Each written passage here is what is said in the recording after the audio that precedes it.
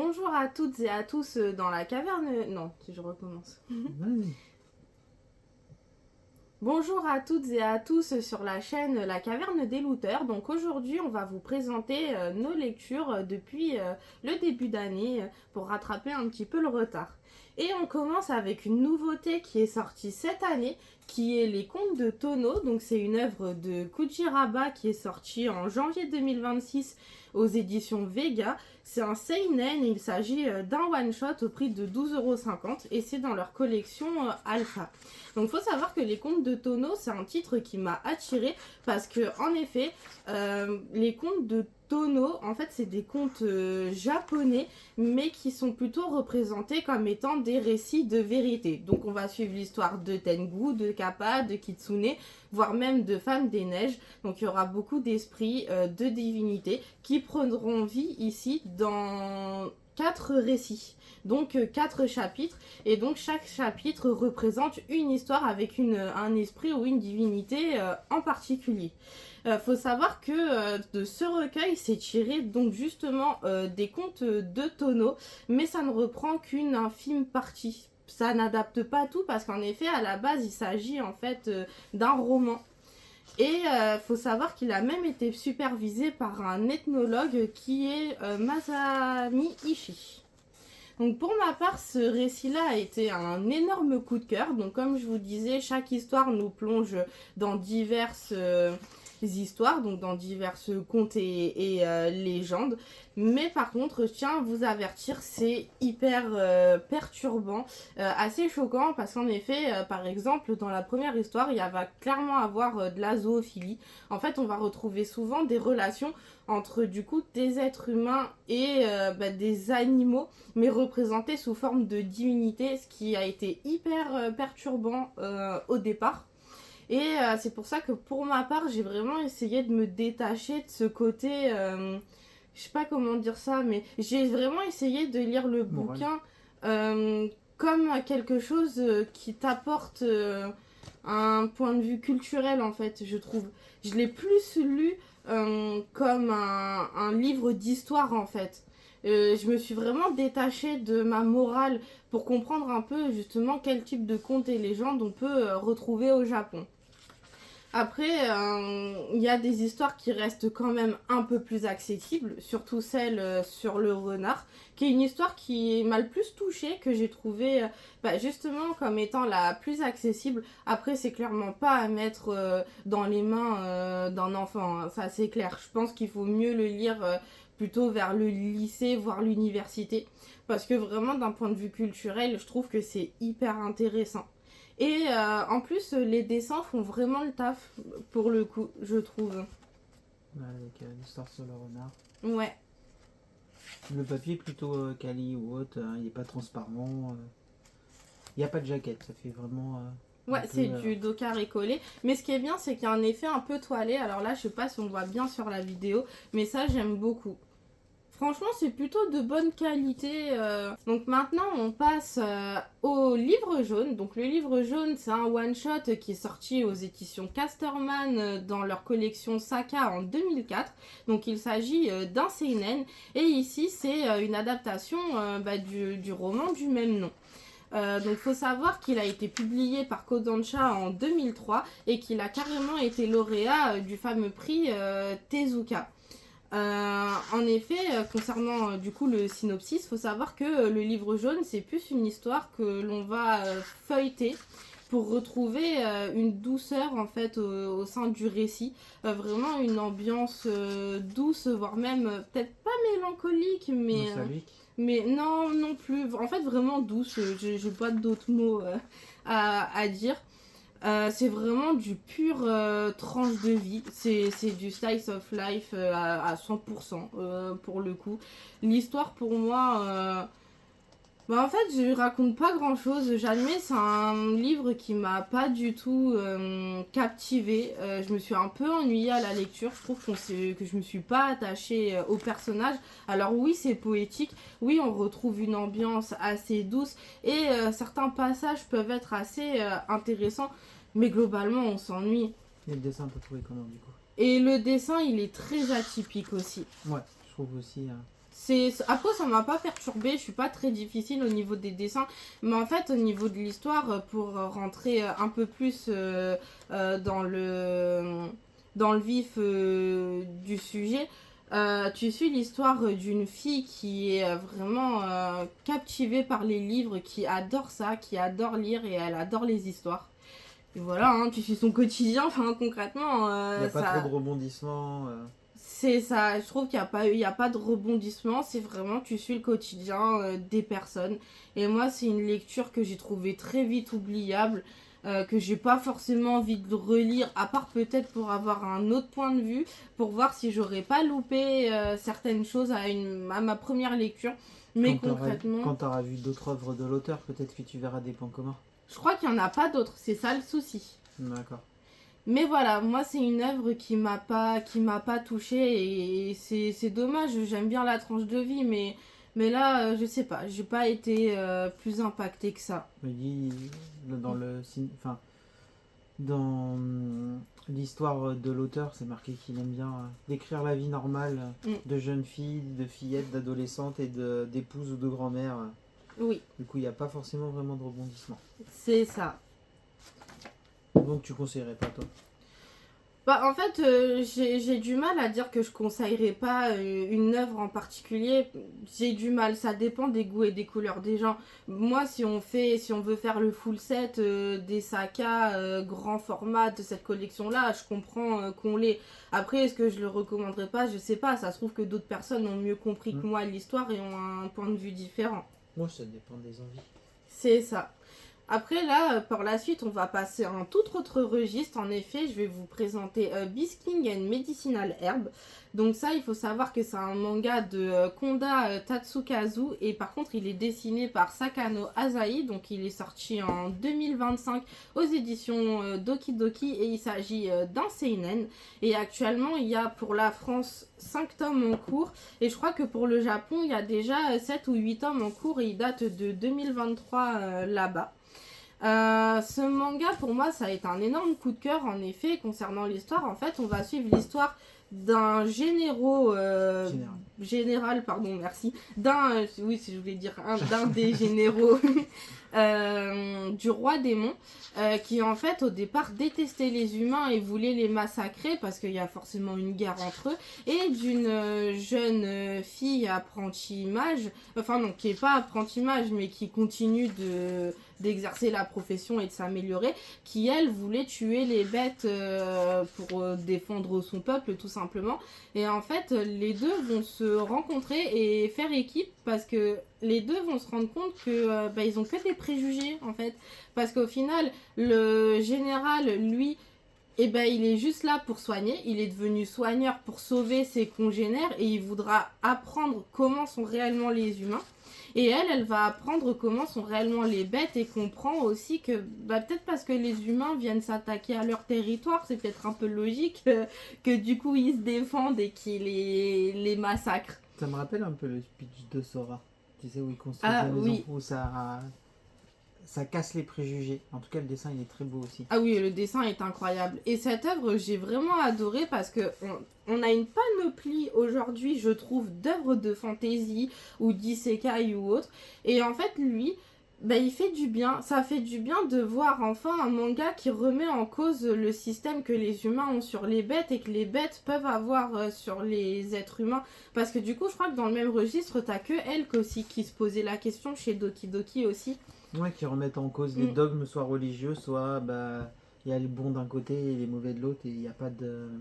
Enfin, ils remettent en cause les dogmes, quoi. C'est ça. Et moi, Bisking and Medicinal Herb, j'adore vraiment pour ça. Parce que tu vois que les deux se remettent en question et au final vont dire, en fait, faut arrêter la guerre, faut juste qu'on se comprenne et j'ai beaucoup à apprendre de l'autre. Et c'est ça qui est important. Et les deux arrivent de plus en plus à se confier au fur et à mesure de l'histoire. Enfin, pour ma part, j'ai beaucoup adoré. Par contre, c'est très verbeux. Ça, c'est un truc qui m'a un peu étonnée. Il y a pas mal d'action, mais même, ça parle beaucoup. Même dans l'action, regarde, celui-là, oui. Il y a quand même pas mal de bulles. Et j'espère qu'on aura une adaptation animée bientôt pour donner un coup de boost à cette série qui, pour le coup, vaut le coup en fait. Hein. Du coup, ça a l'air d'être un light novel à la base, vu qu'il y a un designer et après celui qui adapte C'est ça, mais je croise les doigts pour qu'on ait un animé bientôt. Ensuite, on change encore de registre. Alors cette fois-ci, je vais vous présenter En attendant lundi. Donc ça, c'est une série terminée en 2 tomes qui est sortie chez Akata en 2021. Donc c'est par Tomomi Abe. C'est un bouquin qui a traîné, je crois, 3-4 ans dans ma pile à lire. Enfin, un truc énorme. Et j'ai enfin lu ce titre. Donc pour l'histoire, en fait, on suit l'histoire de 2 collégiens. Qui en fait refusent de grandir et n'acceptent pas le fait qu'ils grandissent. Et donc, comme les deux se trouvent un peu en décalage, je dirais, de la société, ils décident de se regrouper tous les lundis, la nuit, pour être enfin de nouveau eux-mêmes, voire même réaliser des projets qui peuvent être considérés comme complètement idiots de la part d'adultes. Et ça a été un gros coup de cœur en fait, étonnamment, parce qu'au départ, le synopsis, je me suis dit à voir, je sais pas trop à quoi m'attendre, mais ça peut être très intéressant. Et au final, j'ai vraiment adoré. Je trouvais ça super intéressant de se dire que tu te rejoins dans tous les lundis, la nuit. L'endroit doit absolument rester secret et ça te permet d'être toi-même en fait. Et je trouve qu'ils vont pas mal, en dehors de ces lundis, se remettre quand même en question sur la vie d'adulte et se dire, après on grandit, on n'a pas le choix, faut aussi l'accepter, tu vois. Mais c'est un peu atypique aussi au Oui. niveau du dessin. Par contre, ce que j'ai trouvé hyper perturbant, c'est que c'est le type d'histoire où justement ils veulent rester enfants, entre guillemets, mais ils ont des dialogues d'adultes. Parfois ils te sortent des trucs et j'étais en mode, mais...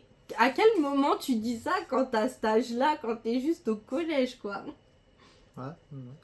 Donc ça m'a vraiment fait marrer, ce contraste entre tu refuses de grandir et tu as des dialogues d'adultes. Et après, au niveau du dessin, moi j'aime beaucoup, franchement, je le trouve assez simple et détaillé à la fois. En fait, ça dépend vraiment des passages, mais je trouve que l'auteur, il détaillait correctement les scènes quand il le fallait, ou s'attardait pas trop sur les détails quand tu sais que c'est pas la peine. Donc c'est vraiment une œuvre en 2 tomes que je recommande. Après, je le considère pas non plus comme un chef-d'œuvre, faut quand même être honnête. Ça se lit, c'est quand même une thématique assez atypique, ça change. Mais c'est qu'en 2 tomes, c'est sympa les petites séries pour changer un peu pour diversifier ses lectures. C'est ça.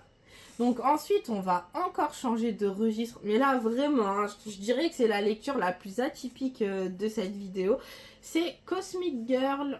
Hop, donc c'est une série finie en 6 tomes qui était sortie chez Nobinobi en 2016.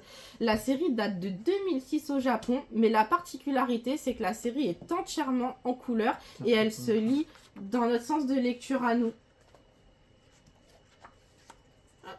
Et malheureusement, elle est en arrêt de com. Hein. C'est que celle-là, je l'avais vraiment attrapée, chopée sur Vinted pour pas cher. Hein.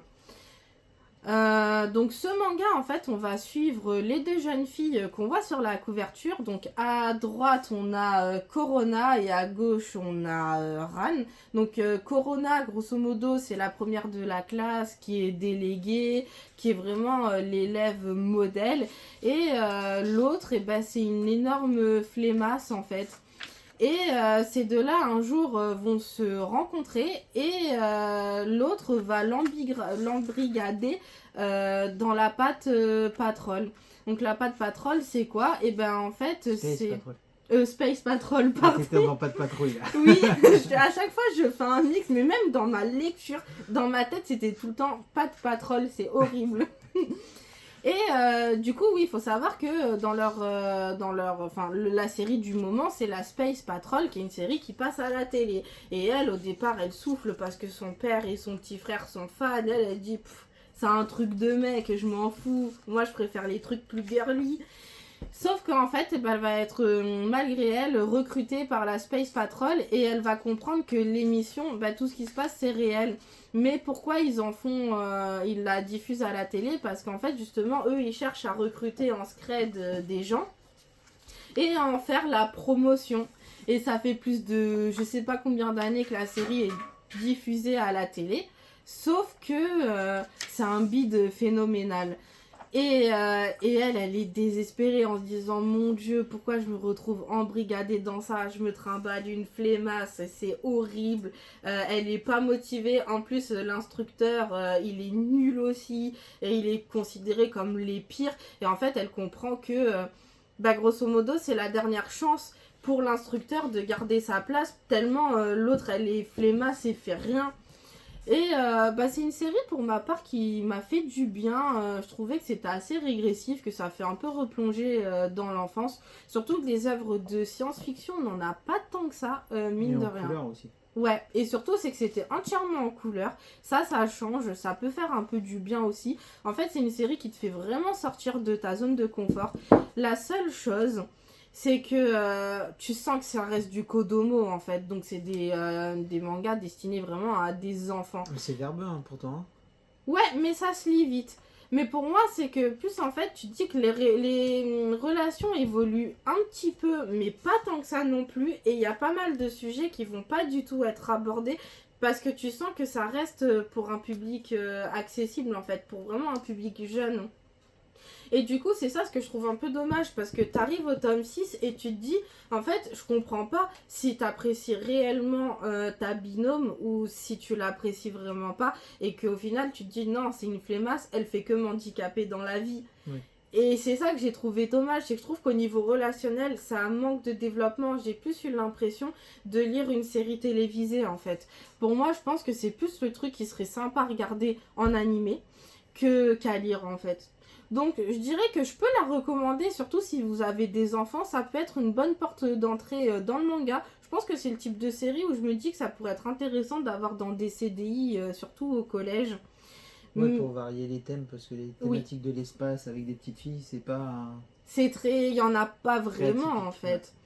Ouais. Et rien que pour ça, je trouve qu'il est intéressant. Pour moi, ça peut être une bonne porte d'entrée dans le manga, en tout cas.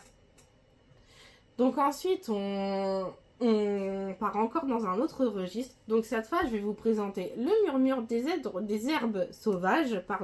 Donc c'est un one-shot qui est sorti ce mois-ci chez Naban.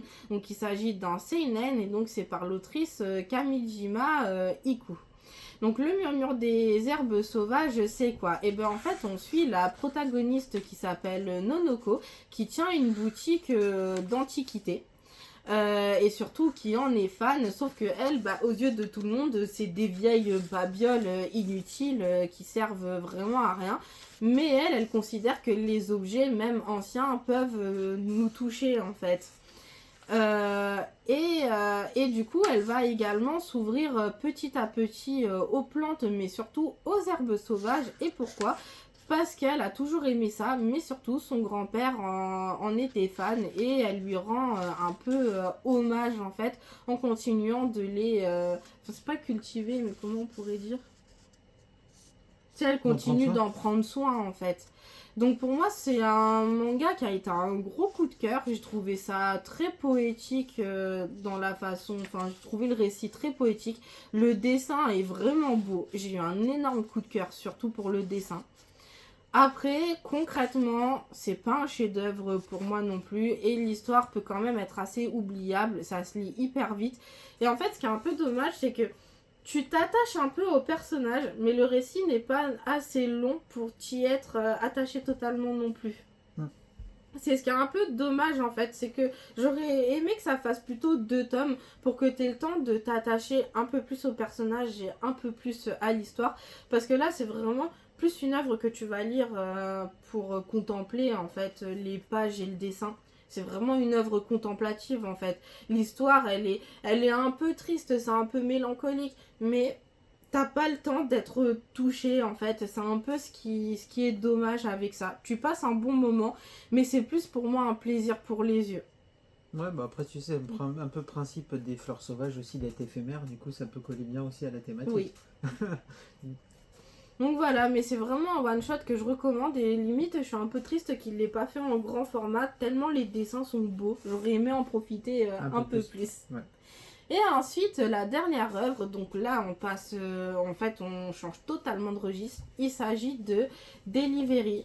Donc ça, c'est un vieux manga qui est sorti carrément chez Tonkam dans leur collection shoujo en 2008 et ça date de 2007 au Japon. Donc c'est un josei de Techirogi Shiori. Si je dis pas de bêtises, l'autrice, elle a fait du Senseiya, mais je sais plus si elle a fait et le scénario et le dessin ou juste le dessin. Ça, je m'en souviens plus. Donc Delivery, c'est quoi? Et bien en fait, c'est un recueil d'histoires courtes. Donc chaque tome a 3 histoires courtes. Et en fait, les femmes qui sont embauchées par le Delivery se prostituent. Donc ouais, on change vraiment de registre pour ça. Parce que Delivery aborde le thème de la prostitution à travers des histoires courtes. Pour ma part, ça a été un énorme coup de cœur parce que c'est la première fois que je lis un recueil d'histoires courtes où chaque histoire sont touchantes et marquantes parce que la prostitution est vraiment abordée ici de façon sérieuse. C'est pas du tout du fan service, c'est vraiment pour dénoncer en fait des femmes qui se retrouvent désabusées et qui se retrouvent à être impliquées dans la prostitution parce qu'en fait elles ont pas le choix. Parce que soit elles sont très pauvres, soit en fait leur mère était déjà prostituée et t'as que ça comme exemple et tu reproduis un peu le schéma familial parce qu'il n'y a personne qui entre guillemets a pu t'extraire de cette vie-là. Soit... Donc, il y a la violence aussi qui accompagne. Ouais. Ah ouais, il y a des chapitres, c'est un peu violent moralement. Parce que ce qui est bien, c'est qu'il montre que la prostitution, c'est vraiment pas un choix et que c'est pas du tout du plaisir en fait. Tu le fais par contrainte. Tu le fais parce que la vie ne t'a pas donné le choix. Et il y en a qui continuent parce que malheureusement, elles se retrouvent à être surendettées. Mais surtout, c'est les types de métiers où généralement, quand tu les fais, beaucoup savent malheureusement pas forcément gérer l'argent correctement ou se retrouvent avec des crédits mais tellement exorbitants qu'en fait, il te faudrait des années pour les rembourser. Par contre, ce que j'ai pas dit, c'est que sur les 3 histoires à chaque fois, il y a celle du milieu qui parle pas de prostitution et qui va parler de d'autres sujets sociétaux mais toujours graves. Donc en fait, sur 6 histoires, t'en as 4 qui aborde le projet de la prostitution. Et ça, c'est un manga que je recommande vraiment. La seule chose qui est dommage, c'est qu'il est plus du tout édité. Et je pense pas que Delcourt Tonkam le réimprime un jour. Et c'est vraiment dommage en fait, parce que la prostitution, c'est une thématique qui est très peu abordée en manga. On n'en a pas énormément. Et c'est dommage parce que c'est vraiment un sujet qui est malheureusement encore d'actualité et qui le sera toujours. La prostitution existera toujours, quoi. Et au niveau des dessins, tu sens que oui, ça fait très josei quand même, je trouve. Oui. On voit tout de suite que c'est du josei. Et je trouve que les émotions... La thématique aussi, de toute façon, oui. Tu t'en doutes direct sur la thématique. Et je trouve qu'on ressent bien les émotions aussi à travers le dessin de l'autrice. C'est ça ce qui est bien aussi. Donc voilà, lui c'est vraiment un manga que je recommande, mais vous pourrez le trouver que d'occasion. Après, normalement, même d'occasion, c'est pas un manga qui va coûter cher. Enfin, moi je l'ai chopé que pour 4 € les 2 tomes. J'avais chopé, je crois, à Book Off dans malheureusement, Paris. tous ces genres de thématiques, ou les shoujo, à part de rares shoujo et josei, personne ne spécule dessus. Ouais, non. Après, au moins, ça reste accessible. C'est ça ce qui est bien, surtout pour des thématiques. Mais celui-là, je le verrais bien réédité, tu vois, en un one-shot par Akata, tu vois, par exemple. Ouais, ça irait bien dans leur catalogue. Ouais. Kana Life. Même Casterman, en vrai. Ouais, mais ça, moins d'instinct, je partirais sur eux, tu vois. Ouais, sur plus Akata ou Kana, ouais, ce serait bien chez eux. Donc voilà, toutes les lectures, toutes les nouveautés plutôt en ce début d'année.